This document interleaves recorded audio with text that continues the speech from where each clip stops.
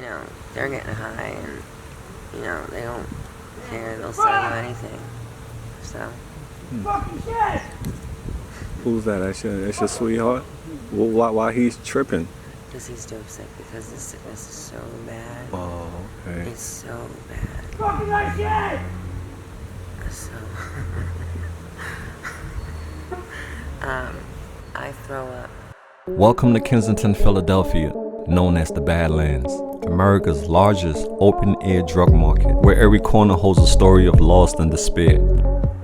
It's on you, dear. Your name, your age? I'm Shaa. I'm 39, and I'm from Upper Bucks.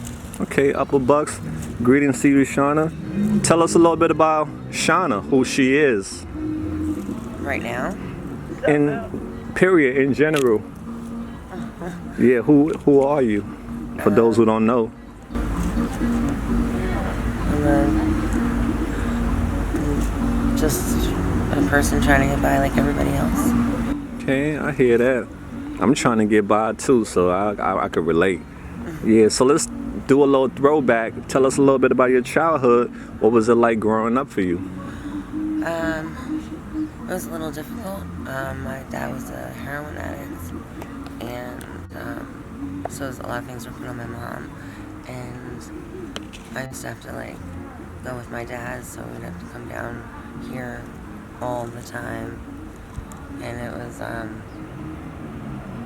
was difficult.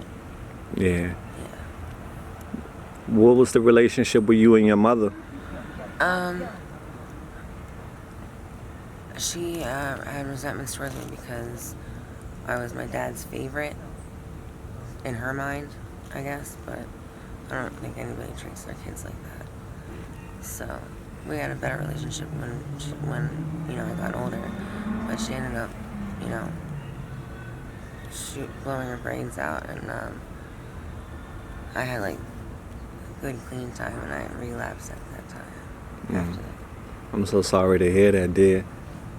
Your dad's still alive? No, he died when I was 12 of an overdose. Jeez, you got a lot of lost heartaches that comes with addiction, and you just get caught up in the crossfire of it. So after the deaths of your parents, what did you end up getting yourself into? I mean, I still got 2 college degrees. I still have a good resume, but addiction is really, really difficult. It's not like a choice. You can't just say, "Oh, I hope you have good willpower and that you can control yourself," because that is just not how it is. I didn't ask to have an addiction problem. I just have one. I really do think it's a disease, like cancer's a disease. Okay, how do you end up down this road that you're on right now? Well, I had some really bad anxiety.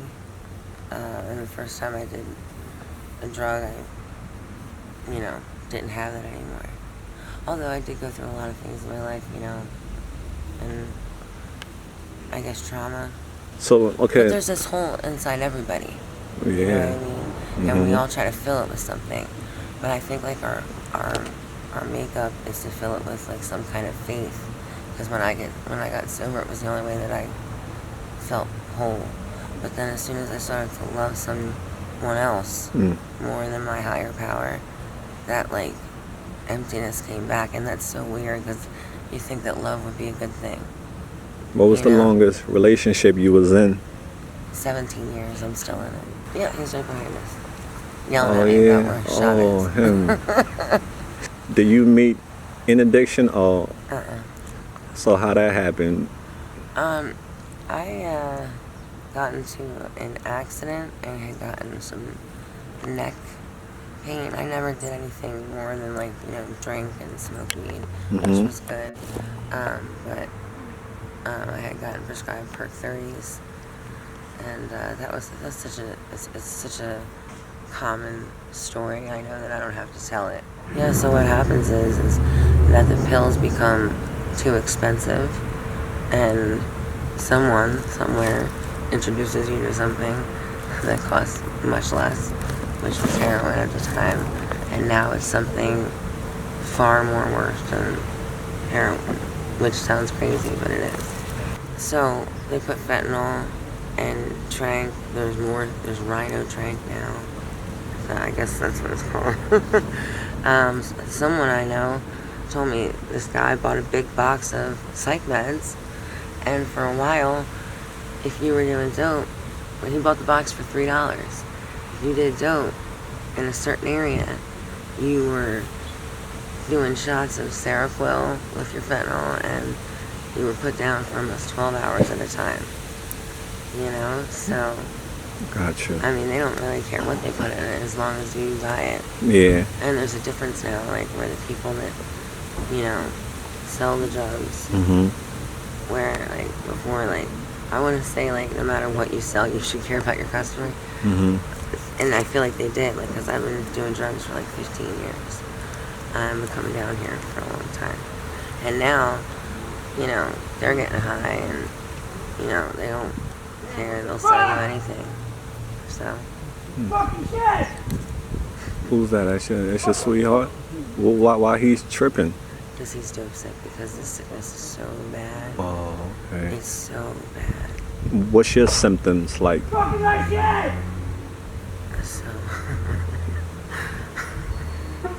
I throw up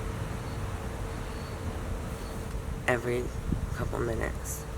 And when I was in the hospital, I had a midline in. They were trying to help me get through it because I really was trying.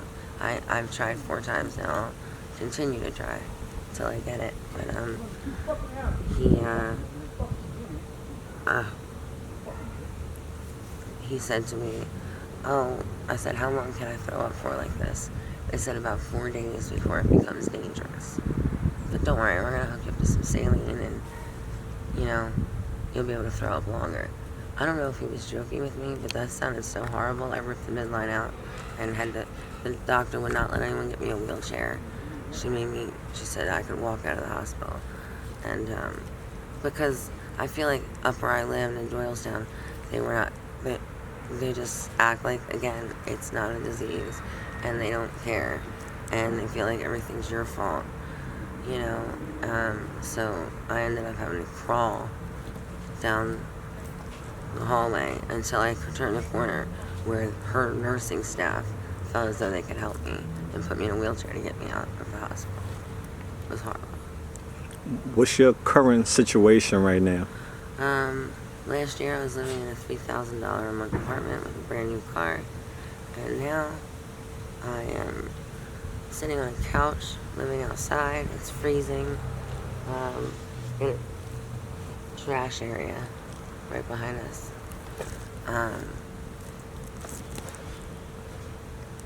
I go on dates to make money.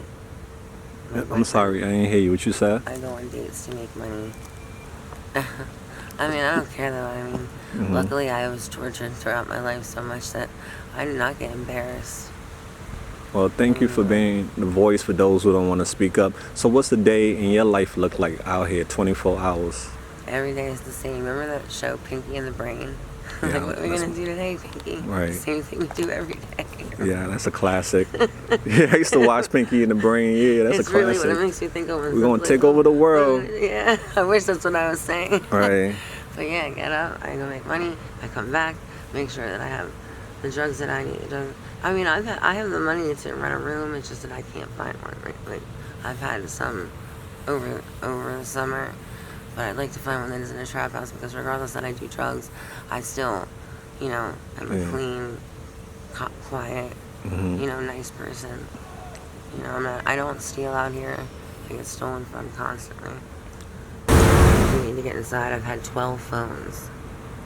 12 phones. Somebody told me they had 16 stolen from them out here. Every one, all 12 stolen. All right, so let's get back to it. I don't want to take up too much of your time. So currently, what are you on at the moment, drug-wise? Are you on anything? Yeah, I smoke crack and I shoot dope. All right. And that's a lot of people struggle out here. Any other habits? Do you develop any other habits since you've been in Kensington that you didn't develop elsewhere? Me personally, no. Have you lost weight due to your Oh my addiction? God. I had gained so much weight after my mom did that. I must have been almost 300 pounds. I lost almost 100 pounds in like less than a year. And the doctor that I see currently was like, I highly doubt that. That seems impossible. I was like, no, it happens, right? really Crack monster, yeah. it's no joke. So what all have you lost due to your addiction? Almost everything. I mean, I may still be with my boyfriend, but he's not the same, so I've really lost everything. I've lost myself. And so crack and dope is what you're struggling out here with. So what are the pros and the cons of those drugs? I don't know. I don't believe there's any pros. What about the them? only thing that it does is if I really want to just lose myself in something, I can do that, but that's kind of a negative thing too. Because, you know, anybody can get through anything. You can just sit in the uncomfortability of it. But I can't do that, you know. I can't even imagine doing that. What is it like being in a relationship with another addict? Well, it's weird. A lot of people out here, they're always by themselves. Like, they'll stop and get high with somebody, but ultimately they're alone. You know? And I happen to be with another couple out here right now who are always together. You know, like me and him are always together. You know, it's difficult, but it's almost like we're just one person. You know, and like the things that normal couples would never allow or never let happen. You know, it just seems like it doesn't matter. You just have to. You have to do it. You have to do it. All the things you say you wouldn't do, sometimes you end up doing in your addiction. That's how powerful it is. Do you think you reach rock bottom? I guess they say that there's always a trap door to the next rock bottom, but it definitely feels like it. What was your life like before all this happened to you? Oh yeah, remember when I asked you I needed one? I mean,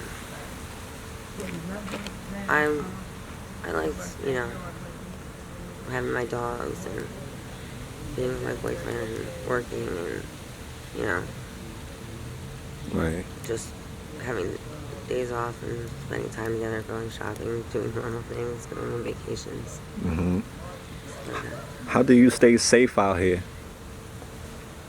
You know, I sure don't know. I don't always stay safe. My face is currently broken on this side. What happened? On Somerset, 5 people came up behind me, and one hit me over the head with a glass vodka bottle.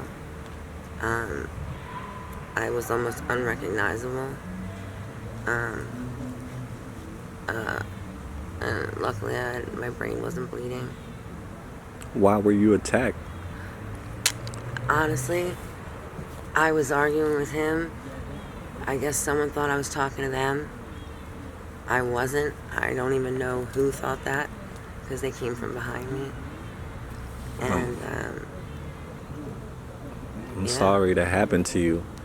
I've seen these young kids shooting at addicts with like rock salt guns, and I'm not talking like little tiny pellets of rock salt. I'm talking big, huge casings filled with rock salt.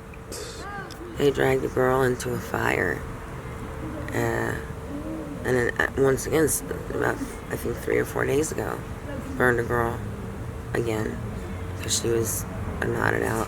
Jesus. Karma is going to get a lot of people, that's for sure. They have no value for human life. Where do you think you would be in life right now if it weren't for your addiction? I'd like to think that I would be with my dogs and What's the cat name again? oh, I don't know this cat. This cat just comes and says hi to me all the time. Isn't that their cat? That's not their cat? No, I think that's the dad of their kittens, though. Yeah, because I remember they had a cat. That's a girl. Oh, this is a girl? Mm-hmm. Oh my gosh, I thought China said this was the dad. If your friends or your family see this video, what message would you like to send to them? even think I have any family left, but That's all right. Yeah, she knows I'm a cat dad. yeah. I love all animal, cat, dogs, birds. Yeah, Me too. I'm a cat dad. I know. You can look at me. I got a cat at home. She's a sweetheart. So then I miss them and I wish I could talk to them. What's your favorite color?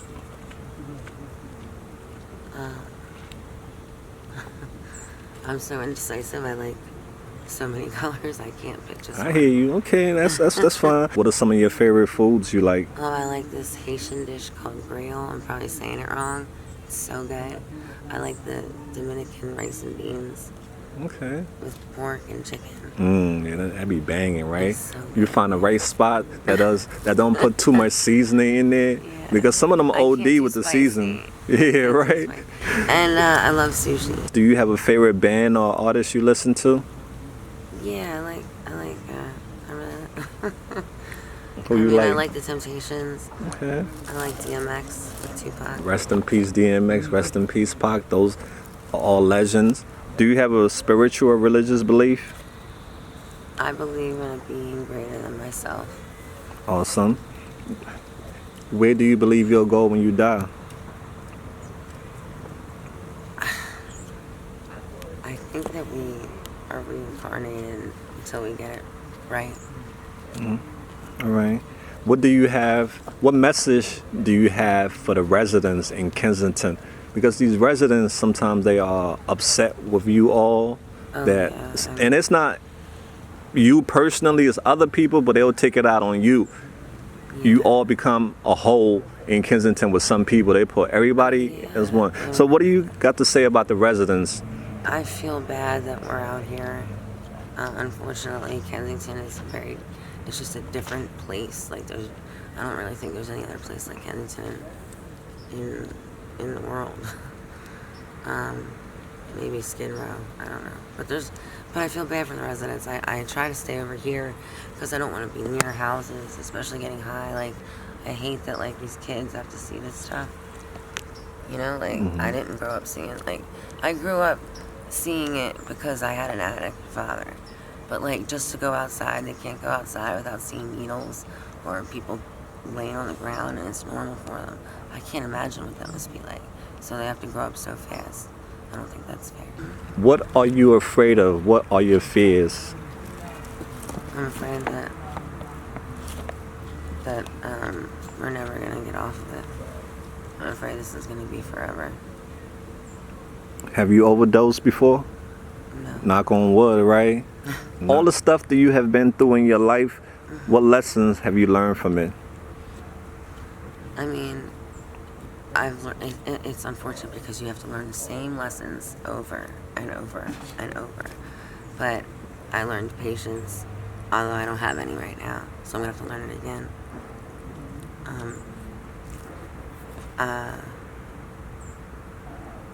And I learned forgiveness, even though I'm resentful right now, and I have to learn it again. It's like everything I'm saying I have to learn again. Do you have any skills or talents that we need to know about? I mean, I can sing and I play instruments.